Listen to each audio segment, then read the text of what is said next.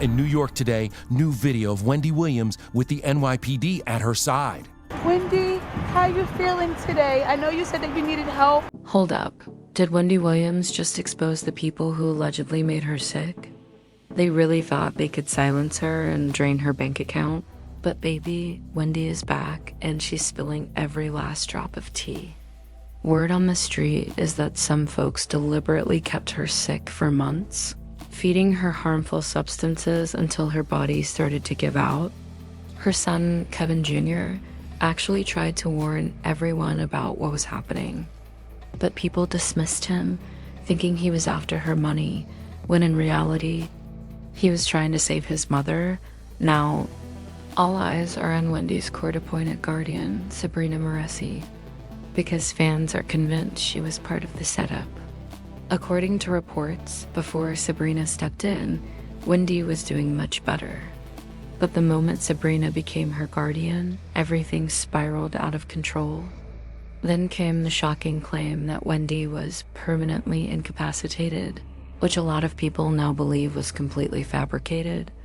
And honestly, the timing is way too suspicious. Weeks before that claim, insiders were saying Wendy was improving.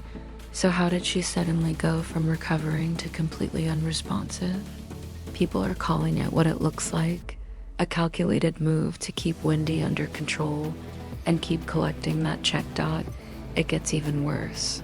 Wendy and her son both reportedly accused Sabrina of stealing from her.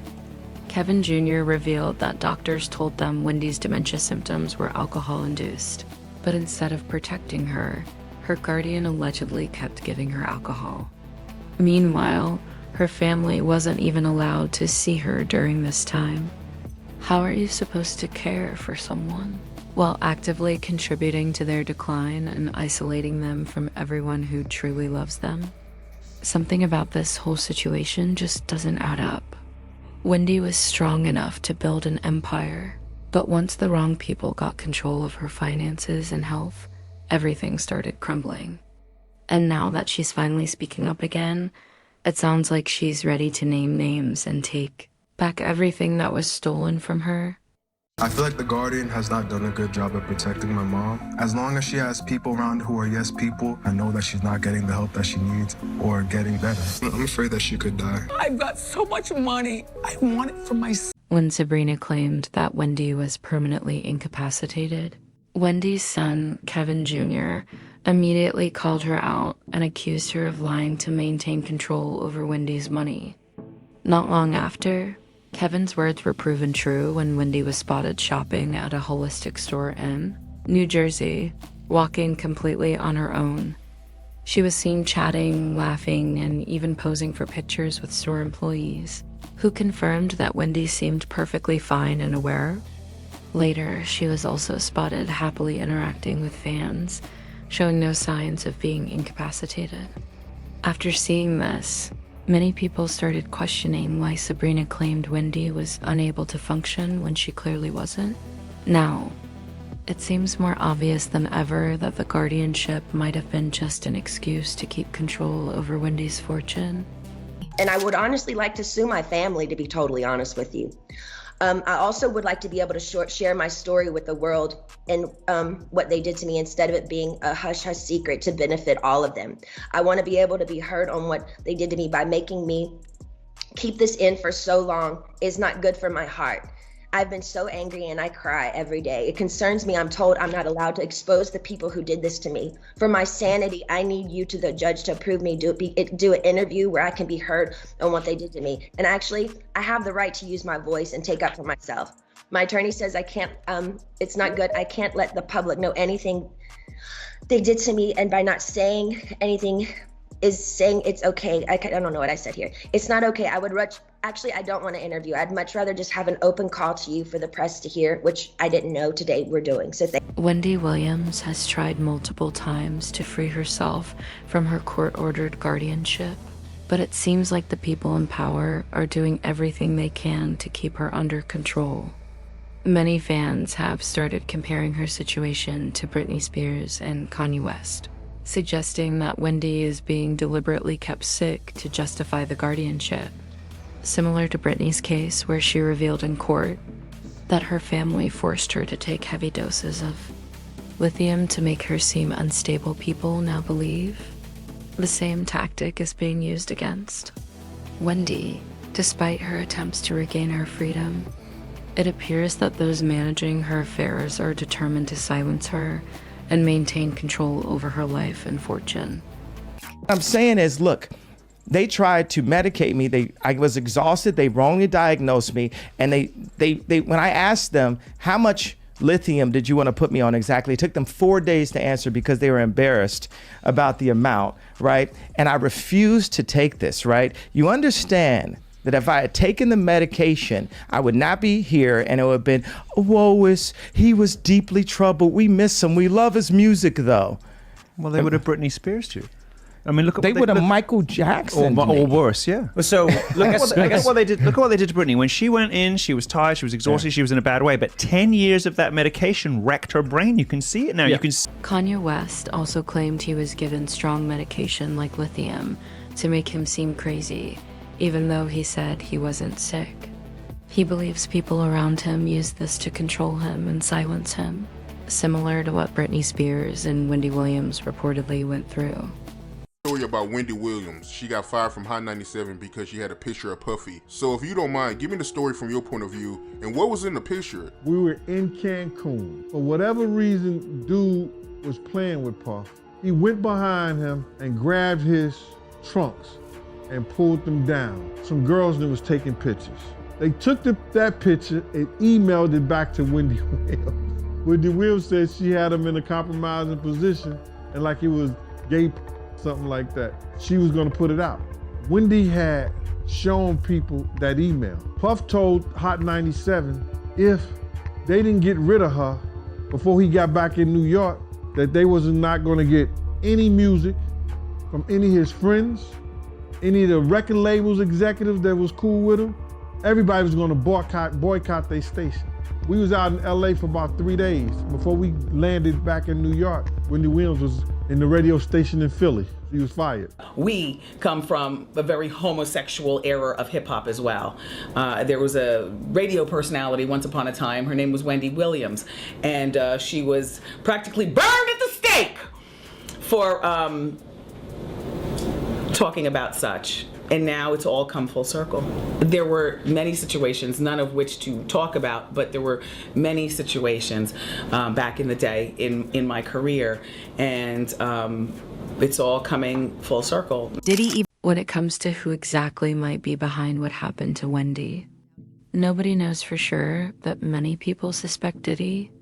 Theory gained traction because Wendy reportedly got on his bad side years ago when she went on air and claimed someone had emailed her photos of Diddy on vacation in Mexico, allegedly in a compromising situation with another man. That accusation supposedly embarrassed him publicly, and ever since then, some people believe he's been holding a grudge against her. I remember I got off the air one day and them total bitches were downstairs waiting, and everybody upstairs at the radio station is looking down, egging it on, waiting for something to go down. I wasn't yet married. My knight in shining armor screeched up in his car just out of nowhere. I didn't even know what was about to happen. I'm standing in the door like, what? And I'm literally about to go through. Now, I'm not like, what, let's fight, because I'm not one of those type of broads. And plus, there was 3 of them. The little Chinese man that drove the van that they were coming. There was no security or anything. It was just them 3 fighting broads. And me. And my coworkers that shot standing upstairs trying to look down to see it all jump off. They all knew. When I said goodnight to everybody, everybody's pressed up against the window. I didn't even walk or bother asking, what are you all looking for? Because, you know, when the clock strikes, it's time to go. It is time to go. I didn't get a chance to hit the sidewalk before I knew it, out of nowhere. And there's a whole bunch of rah-rah going on outside, and I'm still trying to figure out what the hell is going on. And I send Cower and Skell out on the sidewalk, and he comes back in and says, it's total outside. And they were about to set it on you. Wendy was one of the few people bold enough to publicly question Diddy after the 19-year-old rapper Shine took the fall for that infamous club shooting incident. While most people stayed quiet, Wendy called for a deeper investigation into Diddy and JLO's involvement. She also spoke out about Diddy's relationship with Cassie long before Cassie finally left him, warning people that something wasn't right. Although it seemed like Diddy and Wendy eventually made peace, or at least that's what. Diddy wanted everyone to believe many now think he might still have held a grudge, making him the last person anyone would have suspected if something ever happened to her. Ran out of the club so fast and got into the waiting SUV that it wasn't until he got into the truck that he realized that he left Jennifer behind, along with his bodyguard, Anthony Wolf. He just like ran. You know, forget it. That's a true sign of an itch bag, by the way. You know, leaving as well. I thought it was an unk pay. Well, eventually, Jennifer and Wolf made their way to the SUV without Puffy. Right. They ran 11 lights to elude the cops. Supposedly it was Puffy, although people are saying they saw a female hand tossing a the window. And then when the cops stopped them, they found a second gun, of course, in the car. Right. All four of the occupants, the driver, the bodyguard, Puffy and Jennifer, were handcuffed and taken down to the precinct. And eventually, Puffy and his bodyguard, Wolf, were overheard talking about their plot to bribe the driver to take the rap for the. And Puffy was overheard saying, and I quote, because the prosecutor said this, "I can't go to jail, I'm Puff Daddy." He was arrested with a deadly weapon. And Puffy wants Cassie back. Oh, it's been all over social media. Puffy posted a picture of Michael Jackson's song, Lady in My Life, and wrote, "If anyone sees Cassie this weekend, please tell her to listen to this song 100 times. I suggest don't use social media, though, to reach out. I think this is a grand overture from Puffy. I don't believe he really wants her back. I believe he probably treated her at some particular point like a possession, like a possession. And if you really care, then you'd reach out privately, not publicly." Real bad. Real bad blood. The worst blood. The worst blood. You almost wanted to run you out of New York at one point, right? Well, not run, like push you out of New York at one point. He had you ran out. You give him full credit for that? Okay, cool. He had you ran out of Wendy Williams was one of the few people brave enough to publicly call out Diddy after 19-year-old rapper Shine took the fall for that infamous club shooting. While everyone else stayed silent, Wendy demanded a deeper look into Diddy and J-Lo's involvement, refusing to back down. She also wasn't afraid to speak up about Diddy's controversial relationship with Cassie long before Cassie ever walked away warning that something just didn't sit right. Though it later appeared that Wendy and Diddy had squashed their issues, many now believe that peace was only for show.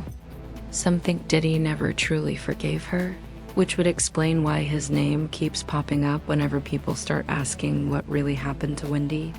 I must say it's been a long time coming. Yeah. And I want to just tell you how proud I am of you. Because I don't think you get enough credit for being the first one to really cover our culture. Hip-hop culture and also hip-hop celebrities shedding light on our culture and our people, and thank you very much. They eventually appeared to resolve their issues, or at least that's what Diddy wanted everyone to believe. For years, it seemed like the tension between them had died down, and most people assumed they were on good terms. That's why, when rumors started swirling about something happening to Wendy, Diddy's name was the last one anyone expected to come up. But now, with all the recent revelations and eerie coincidences, people are starting to wonder if that so-called peace was ever real in the first place. As the mother of a now 16-year-old. Who I met backstage, He did? He's a great young man. Oh, thank you. Yeah. You represent a lot. During one interview with Diddy, he suddenly mentioned Wendy's son out of nowhere, making her visibly nervous. Many believe he did it on purpose, as a subtle threat to warn her to stay out of his business or risk her son getting hurt. With it. You know I have lymphedema. You know what that is, correct? I know.